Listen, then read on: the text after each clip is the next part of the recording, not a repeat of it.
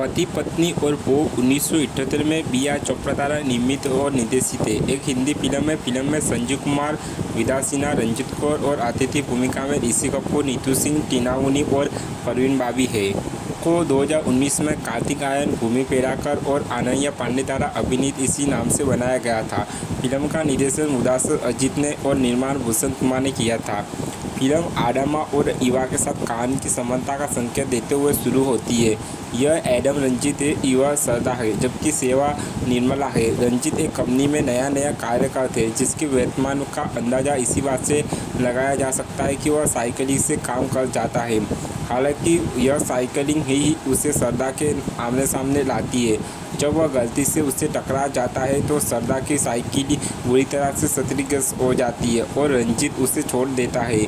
उसी शाम रंजीत अपने दोस्त हरीश की शादी में जाता है, जिसकी दुल्हन सरदा की कॉलोनी में रहती है। समारोह में सरदा भी मौजूद है। यहीं से सरदा और रंजीत का प्यार परवाना चढ़ा और जल्दी उन्होंने शादी कर ली है। कुछ वर्षों के दौरान रंजीत कंपनी के सेल्स मैनेजर और एक बेटे के पिता है।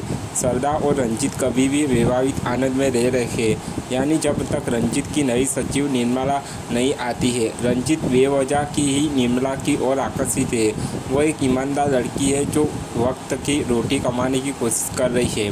वह सरदा की तुलना में बहुत अधिक सुंदर है, लेकिन सबसे बढ़कर वह रंजीत के सच्चे इरादों और उसके विवाहित जीवन के बारे में खुद नहीं जानती है।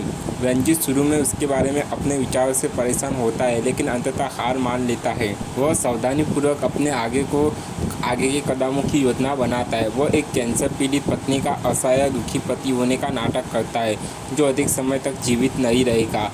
निर्मला को उसके लिए खेद महसूस होता है, जिससे उसके लिए उसके करीब आना आसान हो जाता है। किसी को भी, यहाँ तक कि सरदा को भी, यह तक कि उसके सबसे करीबी दोस्त को भी किसी बात पर संदेह नहीं हुआ है। एक दिन रंजीत ने सरदा को झांसा दिया कि उसे घर आने में देर हो जाएगी, क्योंकि उसकी एक मीटिंग है। वह निर्मला को रात के खाने के लिए बाहर ले जाता है।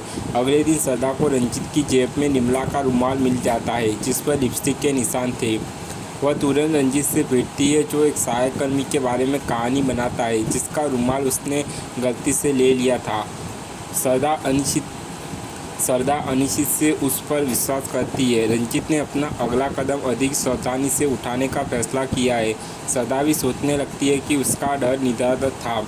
रंजीत और भी दिलचस्प बैकअप योजना बनाता है। वह अपने प्यार का इजहार करते हुए कविता की 2 किताबें तैयार करता है। दोनों में कविता एक जैसी है, केवल एक किताब में निर्मला का नाम है और दूसरी में सरदा का। रंजीत ने सरदा की जानकारी के बिना निर्मला से प्रेमालाप किया है। निर्णायक मोड़ तब आता है जब सरदा उसे निर्मला के साथ एक होटल में देखती है। बाद में वह उससे उसकी मुलाकात के बारे में पूछती है, जिसके बारे में अभियंता रंजीत झूठ बोलता है।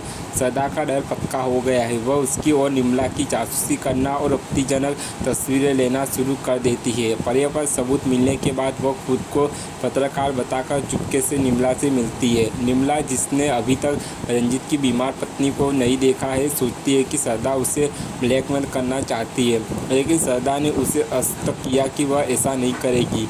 निर्मला सारी बातें उगल देती है, जिस पर सरदा अपनी असली पहचान बताती है। इस बीच रंजीत को एक और प्रौद्योगिकी मिलती है और वह अपनी पत्नी को इसके बारे में बताने की खुशी के घर जाता है। सरदा उसे अनजाने में पकड़ लेती है और उसे बताती है कि उसका बाड़ा फूट गया है। रंजीत को नहीं पता कि उसे क्या हुआ है। वह पीछे मुड़ता है और देखता है कि निर्मला उसके पीछे है। सरदा उससे कहती है कि वह उसे छोड़ रही है और तलाक के कागज जल्दी ही उसे भेज दिया जाएंगे। सरदा और निर्मला एक दूसरे के सांत्वना देते हैं। रंजीत अपने दोस्त को फ़ोन करता है और झूठ बोलता है कि निर्मला ने उसके बारे में सरदा से कुछ दुर्भावनापूर्ण झूठ कहा है।